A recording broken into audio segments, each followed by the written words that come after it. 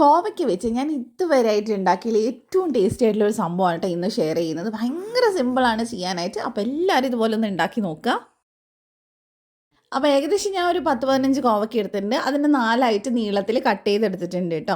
അപ്പോൾ ഇനി ഇതിലേക്ക് നമുക്ക് പൊടികളൊക്കെ ചേർത്ത് കൊടുക്കാം. അപ്പോൾ ഞാൻ ആദ്യം ചേർത്ത് കൊടുക്കാൻ ചില്ലി ഫ്ലേക്സ് ആണ്. അത് ഞാൻ ഏകദേശം 1 ടീസ്പൂൺ ചേർത്ത് കൊടുത്തിട്ടുണ്ട്. പിന്നെ ആവശ്യത്തിനുള്ള ഉപ്പ് ചേർത്ത് കൊടുക്കുക. പിന്നെ കാശ്മീരി മുളക് പൊടി, അത് എരിവ് എത്ര വേണ്ട അതിനനുസരിച്ച് ചേർക്കുക. ഞാൻ അവിടെ 1.5 ടേബിൾ സ്പൂൺ എടുത്തിട്ടുണ്ട്. ഞാനിങ്ങനെ ഇൻസ്റ്റയിൽ ഇങ്ങനെ സ്ക്രോൾ ചെയ്യുന്ന സമയത്ത് കണ്ട ഒരു റെസിപ്പിയാണ് കേട്ടോ. അപ്പോൾ ട്രൈ ചെയ്ത് നോക്കിയപ്പോൾ സംഭവം അടിപൊളിയാണ്, നല്ല ടേസ്റ്റ് ഉണ്ട്. അപ്പോൾ ഉണ്ടാക്കാത്തവർ എന്തായാലും ഇങ്ങനെ ഒന്ന് ട്രൈ ചെയ്ത് നോക്കുക. സാധാരണ മെഴുക്കുവരട്ടിയിൽ നിന്ന് ഡിഫറെൻ്റ് ആണ് കേട്ടോ. പിന്നെ ഞാൻ കുറച്ച് മഞ്ഞൾപ്പൊടിയും ഒരു 1/2 ടീസ്പൂണോളം ഗരം മസാലയും ചേർത്തിട്ടുണ്ട്. നന്നായിട്ട് നമുക്കിനി ഇതിനൊന്ന് മിക്സ് ചെയ്തെടുക്കാം. അപ്പോൾ നല്ലപോലെ ഒന്ന് മിക്സ് ചെയ്തെടുക്കുക. അപ്പോൾ സ്പൂൺ വെച്ച് മിക്സ് ചെയ്യേണ്ട, കൈ വെച്ച് മിക്സ് ചെയ്യുകയാണ് ഏറ്റവും നല്ലത്. അപ്പോൾ ഞാൻ ജസ്റ്റ് ഒന്ന് സ്പൂൺ വെച്ച് ഒന്ന് ചെയ്തതേ ഉള്ളൂ. കൈ വെച്ച് മിക്സ് ചെയ്യുമ്പോൾ എല്ലാവരുടെയും നന്നായിട്ട് മിക്സ് ആയിട്ട് കിട്ടും. അപ്പോൾ നല്ലപോലെ മിക്സ് ചെയ്ത് നിങ്ങൾക്ക് സമയമുണ്ടെങ്കിൽ ഇത് 1 മണിക്കൂറൊന്ന് മാറ്റി വെക്കുകയാണെങ്കിൽ അടിപൊളിയായിരിക്കും. അപ്പോൾ ഞാൻ മാറ്റി വെച്ചിട്ടൊന്നും ഇല്ല കേട്ടോ. ഞാനിനി ഇതിന് വെളിച്ചെണ്ണ ഒഴിച്ചിട്ടൊന്ന് വാട്ടിയെടുക്കുകയാണ്. അപ്പോൾ ഞാനിത് ഒരു പാനിൽ കുറച്ചധികം വെളിച്ചെണ്ണ ഒഴിച്ചിട്ടുണ്ട്.